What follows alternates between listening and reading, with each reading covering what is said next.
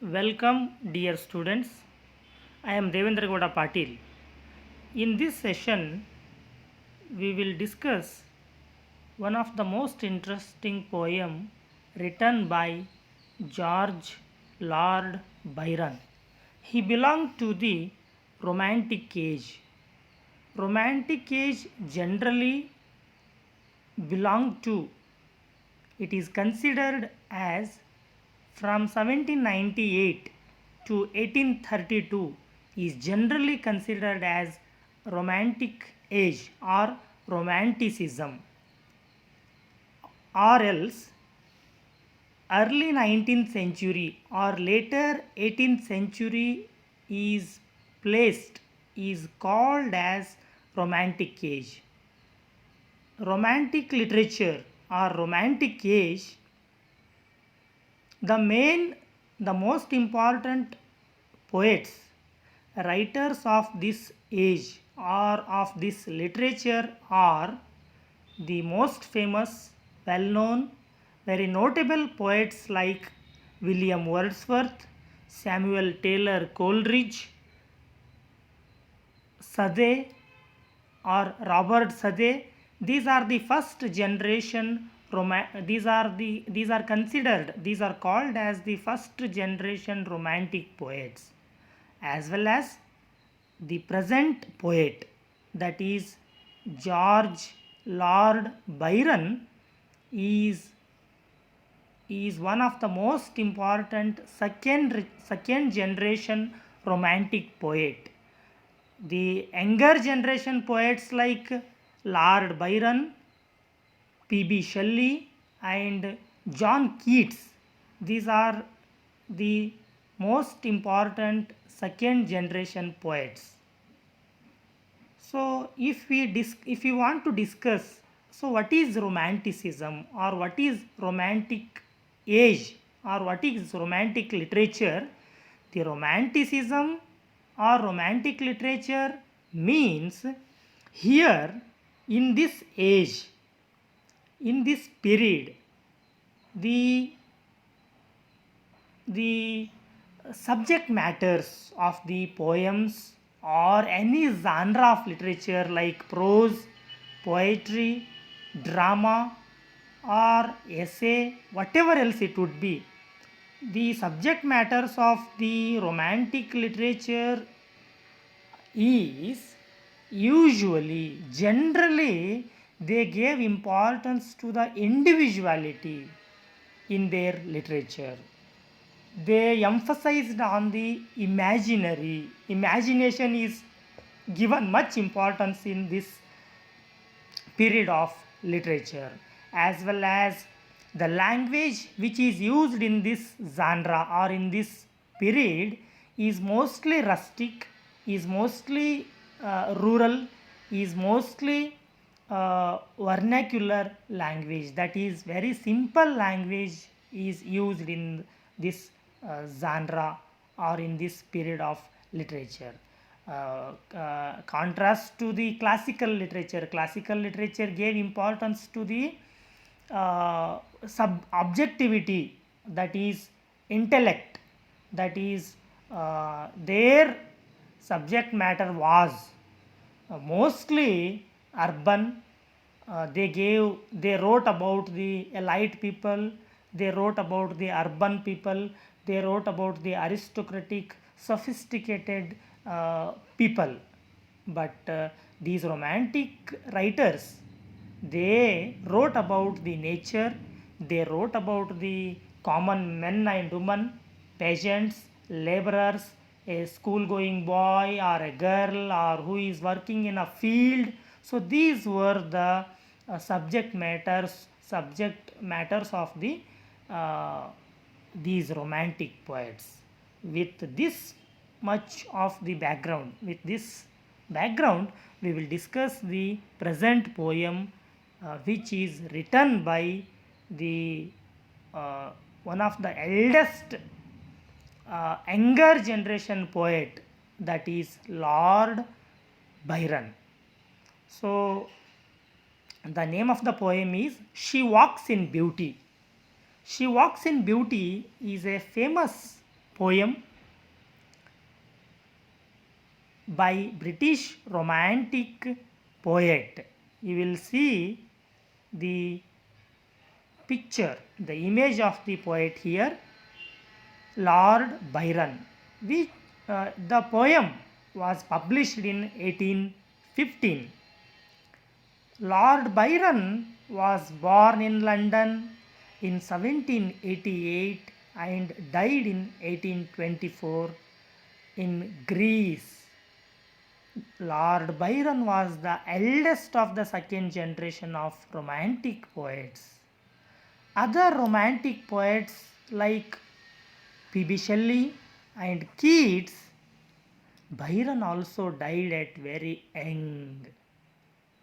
Byron's life itself was like a romantic poem, and he is the hero of his poems. He was also a revolutionary poet like Shelley.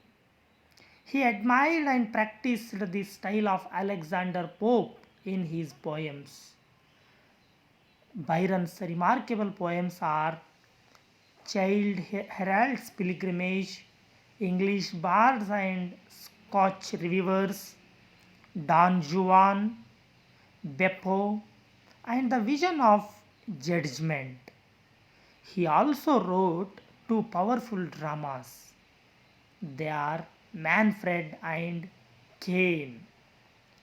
One of the critic, Russell Noyes, says Byron has given us masterly pictures of love, hate, patriotism, honor, disdain, revenge, remorse, despair, awe, and mockery in his poems and in his works. So, with this much of poet's introduction as well as background of the romantic literature, we will discuss the present poem, that is She Walks in Beauty. So, dear students, once I will read the poem, you just look at the poem and we will discuss the poem in detail. She walks in beauty like the night of cloudless climes and starry skies, and all that is best of dark and bright meet in her aspect and her eyes, thus mellowed to that tender light which heaven to gaudy day denies.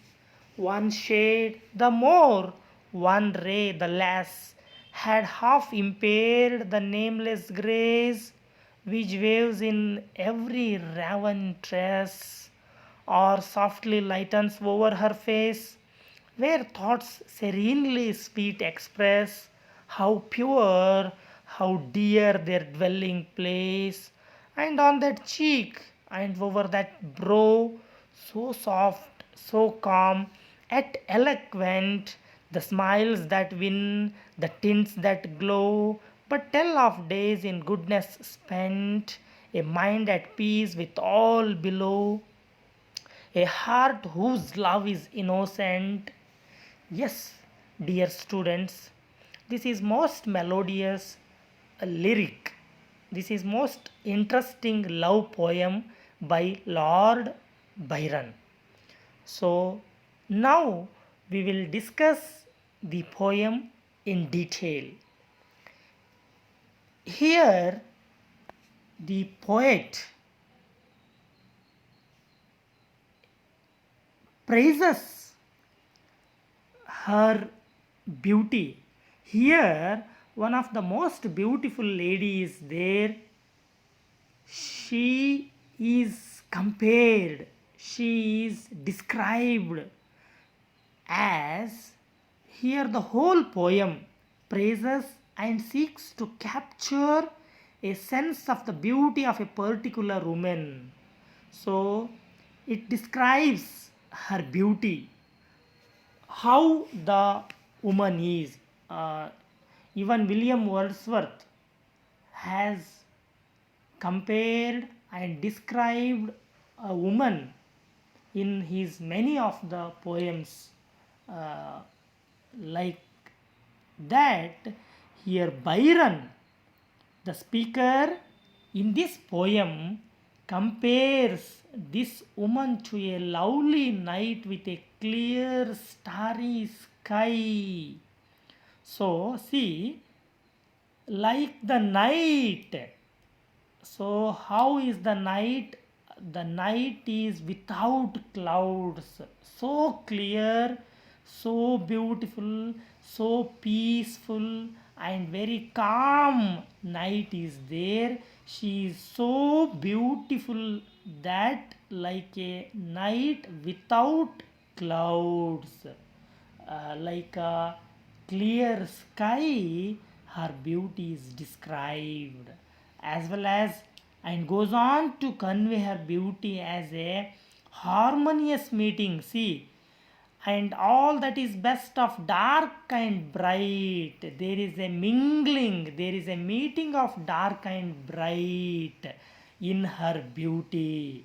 So, meet in her aspect and her eyes. Her eyes are so bright, her eyes are so brightful, so flashy, so brightful, her eyes, and there is a meeting between darkness and light. So there is a harmonious meeting. So that is why she the woman, she is so beautiful in her appearance. As well as, the poem moves on. See, after the discussion of her physical attractiveness, her physical beauty, her physical appearance, the poem also portrays her beauty as representative of her inner goodness and her virtue. So, this is the first stanza. We will stop now, dear students, and we will discuss the remaining stanzas in the next class.